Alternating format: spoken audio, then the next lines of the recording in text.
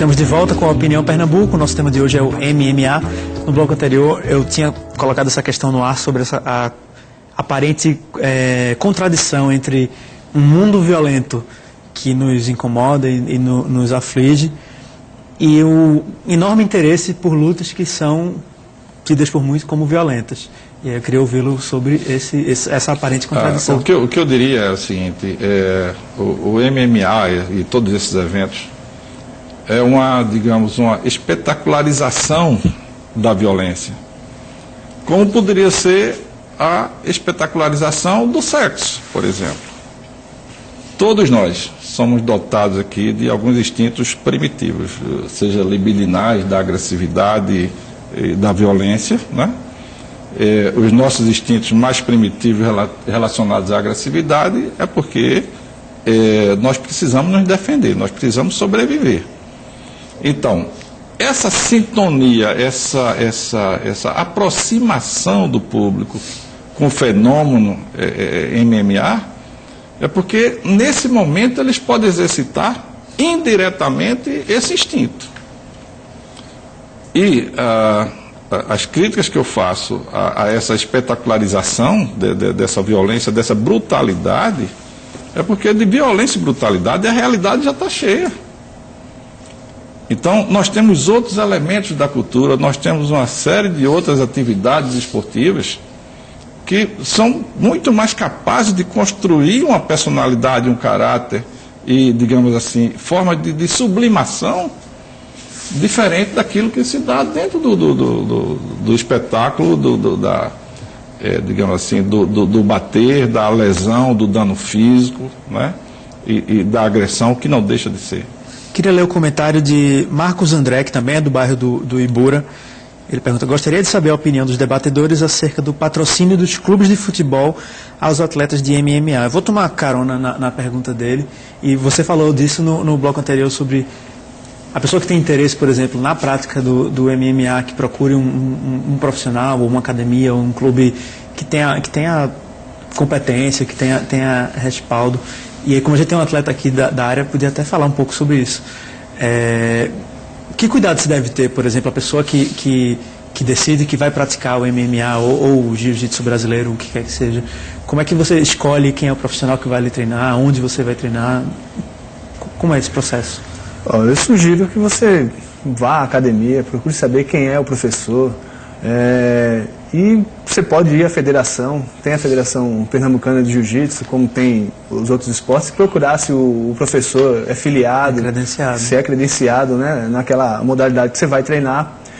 Como Henrique disse, tem academias aí que, assim, o cara, né, é professor de jiu-jitsu, por exemplo, aí quer ensinar MMA, como é que ele vai ensinar as outras modalidades, né, do boxe, que você treina, Muay Thai, o pessoal treina, são várias artes, ele não tem como... São vários professores, são vários técnicos, um para cada arte, eu não sei.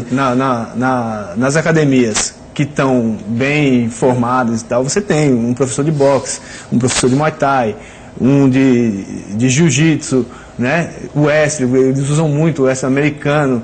Então você tem, assim, vários profissionais, não é uma pessoa só. Você tem que a academia tem que estar bem formada, tem que ter os profissionais corretos para cada modalidade ali, para você treinar o MMA. E se for outra modalidade, você pode procurar, porque o MMA ainda não tem uma federação que você possa buscar, né? Mas, assim, as outras artes marciais, aí você vai ver quais são os profissionais que tem ali e você vê nas federações se eles estão credenciados. E essa história que ele fala, Marcos André fala da aproximação dos clubes de futebol ao MMA. A gente vê o Anderson Silva sempre com a camisa do Corinthians, e acho que isso tem acontecido também com outros atletas. Isso é positivo? Olha, eu acho para ele, com certeza. Os lutadores, com certeza. Mas os clubes estão buscando também, porque está, assim, buscando a visibilidade que eles já têm. A maioria dos clubes tem uma visibilidade já mundial. Mas eles estão aproveitando o boom aí do MMA também para divulgar o nome, né, a marca do clube. Crianças e adolescentes que queiram praticar essa modalidade, esse esporte, seja lá como a gente chame. É aconselhável, é desaconselhável, é precipitado? Vocês que são educadores da área, como veem isso? Bom, meu depoimento ficou claro que eu não tenho nada contra o MMA, mas eu acho que a palavra precipitado cairia bem. Né? Eu acho que, pensando o papel do educador junto à criança, você pode fazer aproximações com lutas, pode criar dinâmicas que retratem esse fenômeno. Eu acho que nenhum conhecimento ele tem que ser marginalizado em qualquer que seja o espaço. Ele deve ser problematizado, e quando a gente fala em problematizar, não seria simplesmente endeusar ou demonizar, falando de uma maneira bem simples, mas sim problematizar.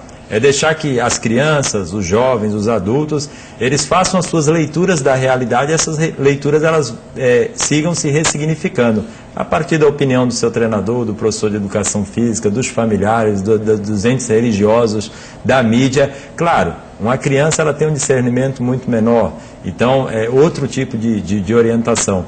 Então não é questão de marginalizar o MMA no sentido das lutas que ele abarca, mas problematizar elementos cabíveis para um determinado espaço e elementos não cabíveis para esse mesmo espaço. Então, nem o 8, nem o 80. Mas porque muita gente coloca, por exemplo, sou professor de educação física, rapaz, você traria o MMA numa aula de educação física? Ainda hoje recebi um e-mail de um amigo, professor Rei, dizendo, trabalhei com isso na escola. Não existe conhecimento que tenha que ser marginalizado da escola, da universidade, da mídia. Ele tem que ser problematizado. E quando a gente fala em problematizar, é reconhecer a sua relevância social e ao longo do tempo dar uma orientação científica. Quando a gente fala de orientação científica, a partir de saberes da experiência, saberes curriculares, saberes acumulados historicamente, onde a gente vai fazendo uma crítica, uma leitura e ampliando esse conhecimento e socializando, agora socializando com um contexto, não desprovido do contexto que o Evandro apresenta, não desprovido do contexto que o professor Aldemir apresenta, mas sim permitindo que as pessoas construam a sua opinião. Aldemir, como você vê essa aproximação dos jovens, de modo geral, a essa modalidade? Eu acho, como profissional também, como educador na área da educação física, eu entendo claramente que, vamos falar aqui de artes marciais.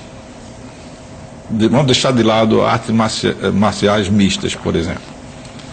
Mas as artes marciais, aí você inclui o judô, você inclui o taekwondo, você inclui... E quando a gente fala em artes marciais, é porque originalmente, isso está lá no Oriente, significa as artes todas da guerra, de combate. O esgrima não deixa de ser uma arte marcial. Então, eu tenho muito respeito pelos que fazem o judô, o taekwondo, até o jiu-jitsu e outras artes marciais, quando elas trabalham o caráter formativo, educativo, que é aquilo que se espera do esporte, que contribua com o desenvolvimento da personalidade, contribua com o desenvolvimento dos aspectos corporais, psíquicos, intelectuais, inclusive, que o esporte pode proporcionar. Agora, o meu temor é que a criação desses ídolos na arte marcial mista, no caso do MMA, possa levar a essas gerações mais novas, a crianças, adolescentes, né, a buscar o mesmo caminho e se identificar com o que tem de mais violento, o que tem de mais brutal nessas lutas. E reproduzir esse comportamento na rua, como a gente sabe que existe.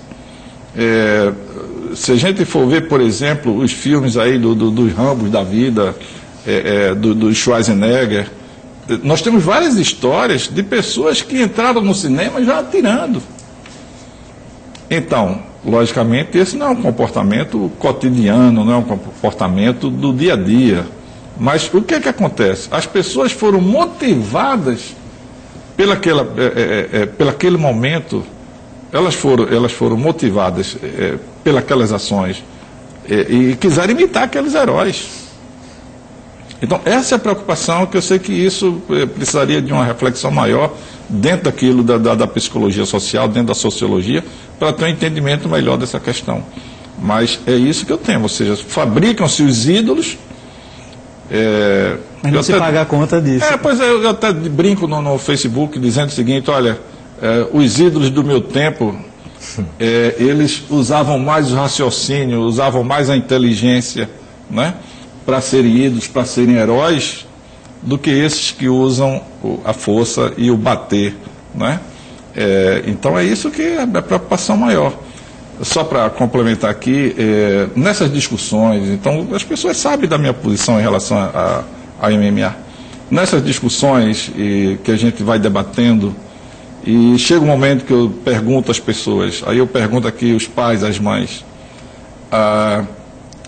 você tem filho? Tem. Já fiz essa pergunta a várias pessoas. Você colocaria seu filho para lutar MMA e queria ver seu filho no octágono lutando do UFC? Não. Mesmo aqueles que defendem o MMA como esporte, mesmo aqueles que argumentam a favor do MMA, já perguntei a essas pessoas, elas defendem o MMA, mas dizem que não colocariam seus filhos para lutar. É um assunto provocador, porque, inclusive, do que eu vi já na Rede Globo, por exemplo, nas transmissões, muitas vezes é colocado o lutador como, é um pai de família, é uma pessoa responsável, sei lá, tem um lar estruturado, isso ou aquilo, mas nunca se coloca essa questão, assim. Eu já vi notícias, por exemplo, de projetos sociais que usam o MMA como uma forma de inclusão social nas comunidades e tudo mais. E gostaria de ouvi-los a respeito disso.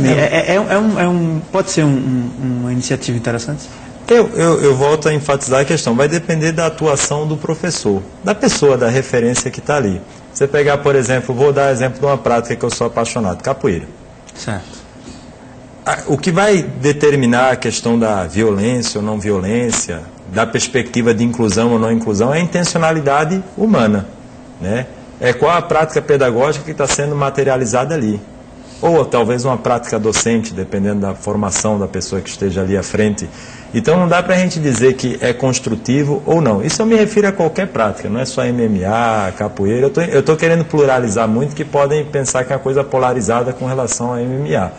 Né? Quando o meu amigo Evandro ele coloca a questão da procura, da pesquisa dos pais, eu ainda vou mais além, eu nem restringo a federação, mesmo sabendo que não existe, mas porque a gente sabe que até esses órgãos, às vezes, eles têm alguns problemas administrativos, de gestão. Aqui, realmente, do mesmo jeito que um pai e uma mãe vai pesquisar um preço de um leite, por exemplo, que aí vai em 3, 4 supermercados e vai de novo em outra semana, é o processo. Algo que é para o bem do seu filho, que é para o bem de um parente seu. Eu recomendo até que quando procure não diga nem que está interessado, diga até que não goste, para ver a realidade nua e crua do que está sendo feito ali.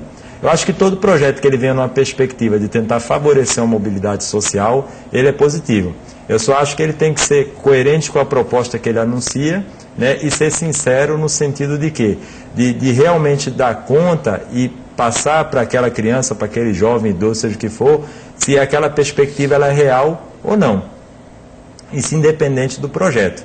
Que muitos projetos eles se apegam nessas fábricas de ilusões, passam isso, agenciam isso e se aproveitam muitas vezes numa pessoa que tem uma condição, né, social, vamos dizer assim, fragilizada. E usam isso como um marketing também. Que é perigoso, porque não que seja ruim saber que 1%, menos de 1% chegou a um determinado lugar social, mas que deixe claro que é 1 ou menos de 1%. Não no sentido de que não existe esse 1%, mas no sentido de não vender a ilusão que os 99% que ficaram de fora terão também a mesma perspectiva. Porque isso é um problema social, político, econômico, cultural, psicológico, como o professor coloca bem aqui. Não é um problema simplesmente de gostar ou não da prática, envolve uma série de fatores. Tem 2 comentários aqui que chegaram. Um é o de Ademar Santos, que mandou por e-mail. E ele diz que vê o MMA como uma grande selvageria dos tempos modernos, lutador quebrando o braço do outro tranquilamente, como se estivesse praticando uma ação nobre. O MMA me parece um dos piores exemplos de violência, fruto do capitalismo em busca de grandes negócios. Ele tem essa visão um pouco do MMA como uma coisa mais violenta. Tem o comentário também de Paulo Roberto, que é do município de Paulista. Parabeniza o nosso programa pelo tema, parabeniza Aldemir pelo discurso e fala também que concordo quando afirma que o MMA incentiva a violência de forma inconsciente, principalmente as crianças. Acredito que um psicólogo seria importante para o desenvolvimento do debate. Como a gente pode ver, ainda tem um estigma grande em relação a essa atividade. A gente está no final do programa, eu tenho uma curiosidade, a gente está numa mesa aqui formada só por homens. E eu sei que o MMA é uma luta praticada pelas mulheres também, apesar disso não aparecer muito na mídia, né? Eu nunca vi uma transmissão de MMA feminino. Tem mulheres também praticando essa atividade, é uma atividade também difundida entre as mulheres nesse campo feminino? Tem aparecido mais atletas, né? Assim, geralmente a maior parte são homens, né? Nessas artes marciais. Acho que no geral, quase toda, a maioria são homens mesmo, mas as mulheres estão tomando o espaço dela também no MMA. Henrique conhece até Marcos Vinícius, ele tem um pessoal lá também que treina com ele, Joaquina, tem se destacado no boxe, parece que vai começar, está querendo migrar para o MMA. Assim, tem, agora até o UFC também está com intenção de colocar a luta feminina também. Então tem outros eventos que já, nos Estados Unidos mesmo, que tem lá já as lutas, eles estão vendo, né, que também chama bastante o público e tal, então eles estão pensando já em começar a televisionar também. Já que está ganhando audiência e ganhando público mais, pelo menos no Brasil, a partir de agora, que eles cuidem também dessa questão da igualdade de gênero, né, que promovam também um esporte... Que não tem cumprido em outras modalidades. É bom que se lembre para não pensar só no MMA. No futebol, no basquete aparece, mas aparece ainda reflexo muitas vezes numa sociedade machista. Voltando, eu só queria complementar um negócio. Voltando no tema só da violência, assim, você vê que tem evento de MMA... A torcida lá, quando acaba, geralmente vai todo mundo para casa tranquilo. Você vai para um jogo de futebol hoje em dia, você não sabe se volta para casa. Assim, o evento em si não é só a questão porque o cara está lutando lá, está tendo a violência que o pessoal acha que tem lá. Realmente é um esporte violento, é de contato, né? Como qualquer outra arte marcial. Mas é ali dentro. O futebol não tem essa violência, né? Entre aspas, que também tem, assim, entradas duras, mas tal, no contexto ele agora e nosso tempo acabou. Eu agradeço, a gente teria tempo para mais outro debate a partir disso, mas eu agradeço muito a presença de vocês, espero que a gente possa continuar debatendo esse e outros temas em outra ocasião. Opinião Pernambuco termina por aqui, muito obrigado pela audiência, a gente vai estar de volta amanhã com o tema formação do motorista, que também acho que vai render muita coisa sobre violência. Boa noite e até amanhã.